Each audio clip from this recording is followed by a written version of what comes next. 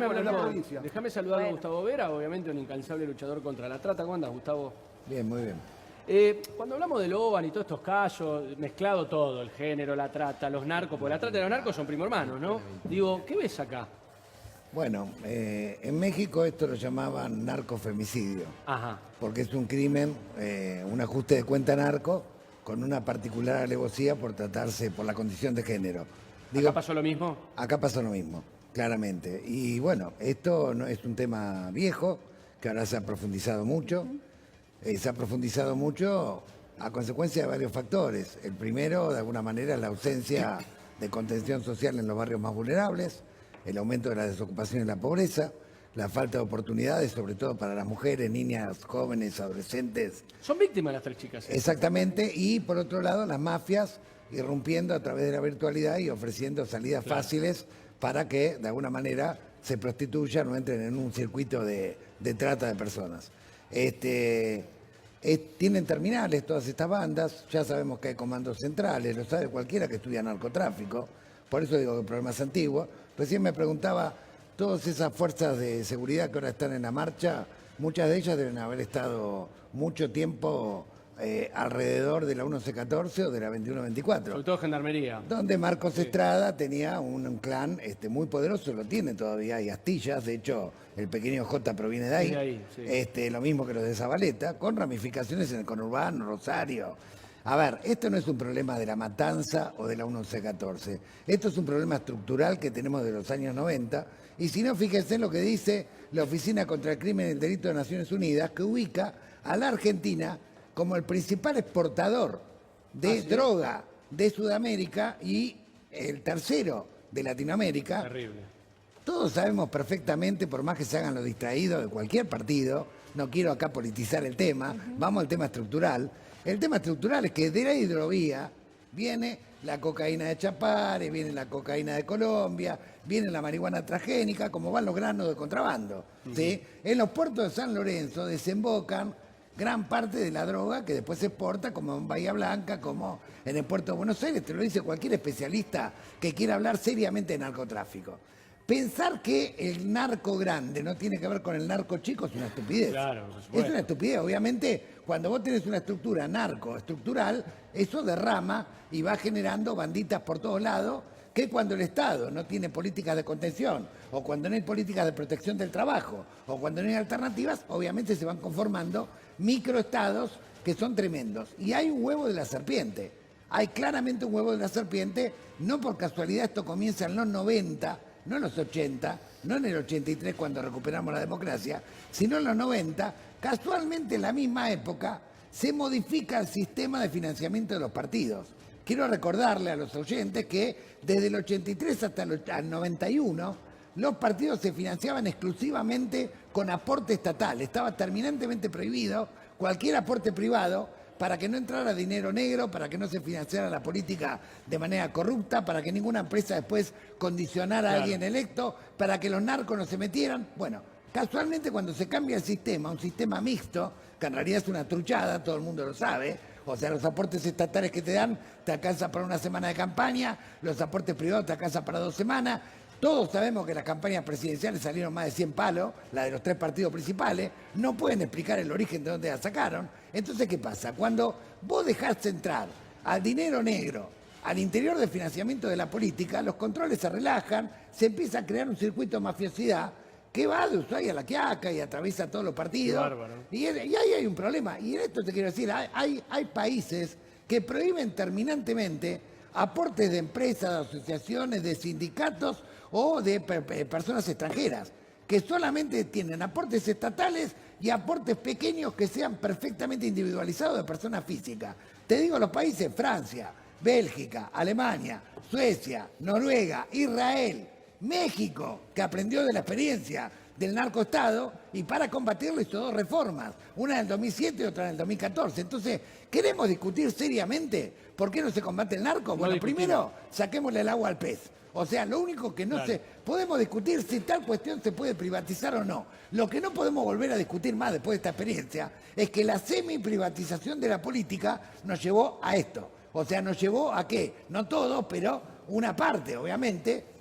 Escuchame, vos lo tenés a Fred Machado preso, el tipo tuvo... Pero a ver, podría hablar de todos los partidos. Digo, para no pelearme con el compañero o el colega, digamos, de otro partido. Y para que no piense que venimos a hacer acá una cuestión de carroñería o en esta cuestión, esto es muy grave. Digamos, porque ahora dimos un salto de calidad. O sea, porque ahora las bandas narcos se sienten de alguna manera más poderosas, asfaltan calles, ponen luces, pero no en el conurbano, en Rosario. Esto de que en Rosario terminó la joda es mentira. Hace poco agarraron un barco con 2 filipinos que lo manejaban, con 500 kilos de cocaína, y los filipinos cuando fueron a declarar ante el fiscal federal Kichimoto dijeron, pero si los barcos los pasamos todos los días y nos dejan pasar.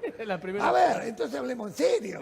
Digo, si no agarramos el toro por las astas y no saneamos la política, y para sanear la política, en lo único que no tenemos que tener desacuerdo es que tiene que ser el Estado, y en todo caso aportes físicos de individuos y no empresas. Tiene razón, sí, tiene razón y fuerte. Y palabra autorizada, la de Gustavo Eber. Como el crimen organizado ha mutado al ámbito virtual, obviamente llega a todos los sectores sociales, llega a todos los barrios, pero particularmente pega con mucho más impacto en los barrios más vulnerables. Entonces los pibes están expuestos. Naturalmente tenemos que redoblar la prevención en las escuelas respecto al uso responsable de las redes sociales, porque muchos niños, niñas y adolescentes han ingresado al mundo de la virtualidad desde un contexto de analfabetismo digital, o sea, sus padres no manejaban herramientas, y si no le enseñan en la escuela, si no de alguna manera toma recaudos, cada vez avanza más. De cada 10 denuncias que ingresan al 145 por trata, 9 tienen origen en el ámbito virtual. Ahora bien, ¿tiene solución esto? Arriba tiene solución si quieren, o sea, cortar con el financiamiento promiscuo, digamos, de la política. Segunda cuestión, cortar con eso de distinguir entre narcomenudeo y narcotráfico. Todo eso para descuartizar y no combatir integralmente el delito. Ahora por abajo, ¿qué se puede hacer? Bueno, mira, en cada barrio, incluso en el barrio donde ocurrió, donde eran oriundas las jóvenes, digamos, que fueron masacradas, sabían todos que esas jóvenes habían sido captadas en una plataforma virtual antes. Sabían todos que había un problema de plata o de droga que habían mexicaneado en términos de mafiosos de alguna manera a un lugarteniente narco. Sabían todos que iba a venir una vendetta. Se sabía en el barrio. Vos si consultás a fuentes policiales o consultás judiciales, se sabía. Pero en todos los barrios se sabe dónde está el delito. Ahora, ¿qué pasa? El vecino común no es tonto, no lo va a denunciar porque sabe que se expone y expone a su familia. Una vez, con la Corte Suprema de Justicia, en el año 16, se propuso a varios municipios armar mesas interinstitucionales donde participara el oficialismo, la oposición, la justicia local, la policía, las organizaciones de la sociedad civil, se hiciera un mapa del delito, se pusiera buzones de vida, lacrados y con seguridad, para que la gente denunciara de manera anónima lo que ocurría. Está buena esa idea, está buena. Esa idea funcionó en los lugares donde se hizo. Pero, ¿qué pasó? Lo terminaron politizando también. Pero bueno, pero pará, no se politizó. Por ejemplo, qué sé yo recuerdo en Esteban Echeverría, la banda de Don Arturo, se la desmanteló al mes. Sí, recuerdo, creo que Santa Lucía o en Mirasol, en Corrientes, se destituyó un comisario a consecuencia de los datos precisos que pasaba la gente, porque la gente cuando tiene un canal que sabe que no se expone, que es anónimo y es gratuito, la gente denuncia. Claro, obviamente, eso porque sería, la gente no quiere vivir Gustavo, eso sería con el narco. Inteligencia social sería eso. Algo que en muchos casos, desde el punto de vista social, desde el punto de vista del vecino, sirve. Pero muchas veces algunos actores de la política o de la policía no les sirve. Por eso además tenés no que se sentar sostiene al el tiempo. oficialismo, además tenés que sentar al oficialismo y la oposición, porque esto es una política de Estado. En esto no podemos estar discutiendo si el tema fue en la cancha de Boca o en la cancha de River. Acá tenemos un problema estructural profundo que señala a Naciones Unidas un montón de tiempo. Discúlpeme, yo le quiero preguntar a usted a ver qué opina de este tema. Yo voy mucho al lado de Tortuguitas y sobre la ruta 8 está lleno de prostitutas.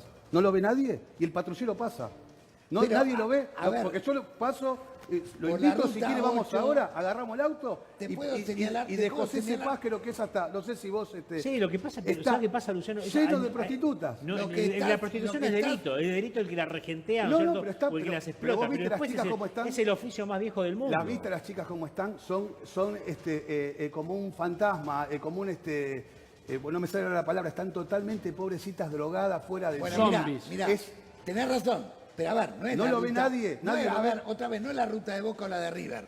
En todo el país, ocurre... No, pero que- yo le pregunto eso puntual. te digo puntualmente, a ver, el 78% de las situaciones de trata están entremezcladas con el narcotráfico y el 90% de las víctimas de trato de explotación sexual son de sectores ultra vulnerables.